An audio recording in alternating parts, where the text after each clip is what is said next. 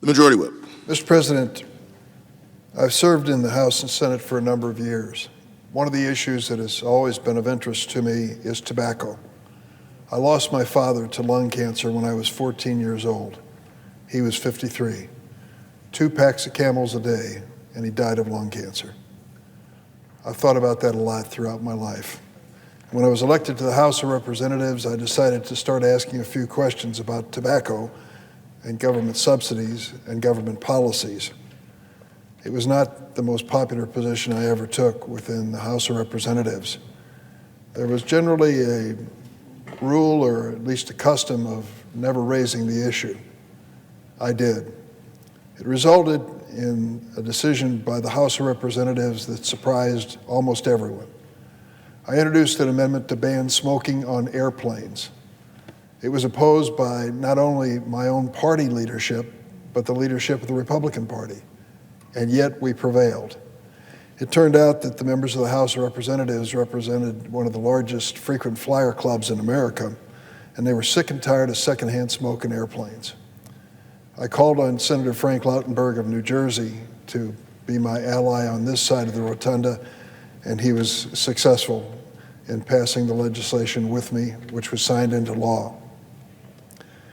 People started asking obvious questions about secondhand smoke. If it's dangerous in an airplane, why is it not dangerous on a train, in a bus, at a hospital, at an office building, at a restaurant?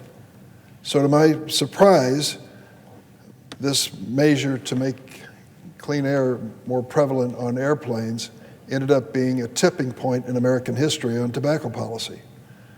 Everything started changing, and fast. Lives were saved. People were discouraged from smoking. Tobacco companies, which had been untouchable to that point, were not only touchable, they were vulnerable. And they had to sit down and devise a new policy to make money. Now, the premise of tobacco was to entice young people to start smoking at an early age. And the chemicals in tobacco, like nicotine, were addictive.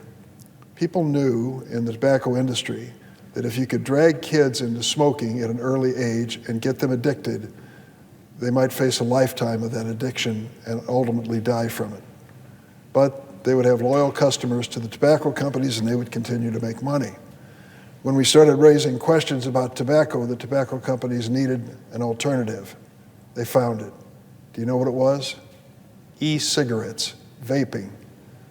The tobacco companies made big investments in these companies, selling them as a new marketable product that was a lot safer, though it wasn't, and creating addictions among children by advertising and selling fruit-flavored, bubblegum-flavored vaping devices that looked an awful lot like something you'd carry around for your computer.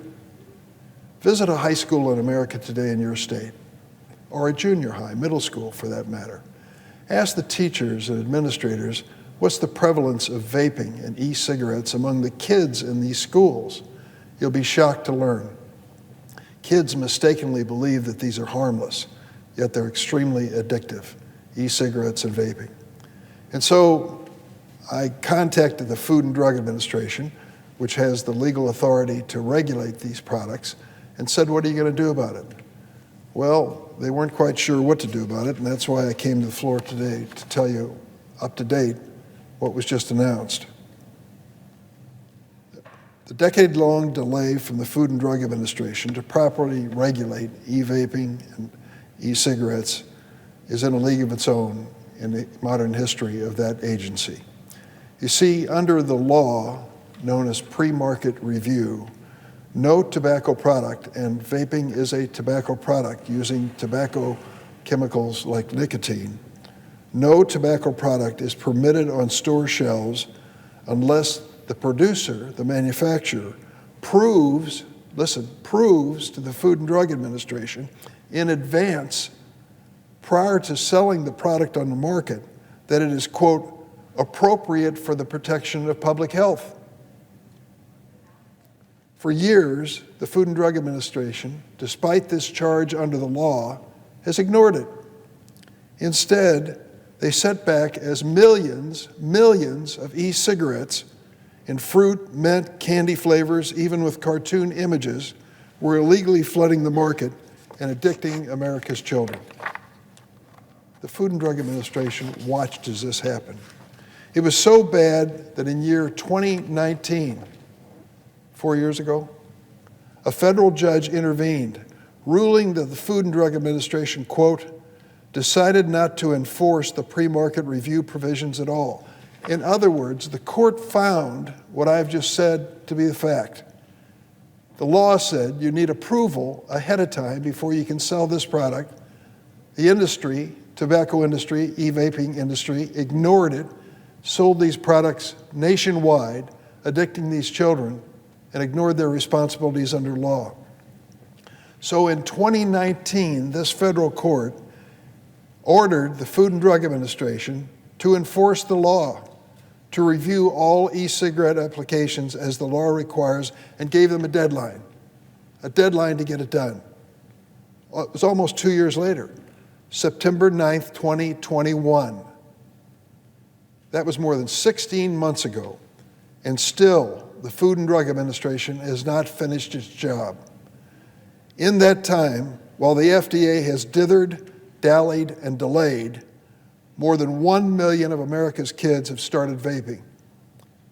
How could our federal regulators be so passive and so ineffective? Then on Tuesday, this last Tuesday, in a stunning filing to the federal judge, the Food and Drug Administration disclosed that it'll take another 6 months, another 6-month delay in fulfilling the public health duty announced by the court years ago, that the Food and Drug Administration will not finish reviewing applications for the most popular e-cigarettes until the end of 2023. Another outrageous delay. I don't think I've ever heard of a federal agency defying a court order for 2 years. I'm going to leave it up to the federal court to assess this development. But how can this federal agency knowingly, willingly ignore this court order to protect America's children? How can they ignore the fact that the law requires their approval of a product before it goes on the shelf, and these products are being sold across America without that approval? To this senator, the Food and Drug Administration's deference to the tobacco industry, at the risk of 1 million more children in the next 6 months getting addicted to nicotine over the next year, is just plain outrageous and indefensible. The Food and Drug Administration has one choice, 3 words: follow the law. Immediately halt the unauthorized sale of these e-cigarettes on the market. Not next year, not next month, immediately today. Otherwise, this agency and the people who guide it bear responsibility for the result. And that result is the addiction of children to a product which will harm their health. Otherwise, the Food and Drug Administration is complicit in endangering the health of America's kids. Think about that for a second. An agency created over a century ago to protect American consumers is in fact failing to protect the most vulnerable American consumers, our children. The Food and Drug Administration has the authority today, before the end of this business day, to order vaping products off the market, period. Do it.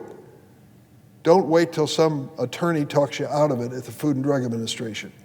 Protect America's kids. Tell the tobacco industry, sorry, the party's over. You'll never prove that what you sell is in the interest of public health, and we're going to protect kids first and deal with the lawyers later. In the free pass, follow the law. Do not allow these tobacco companies one more day of preying on our children.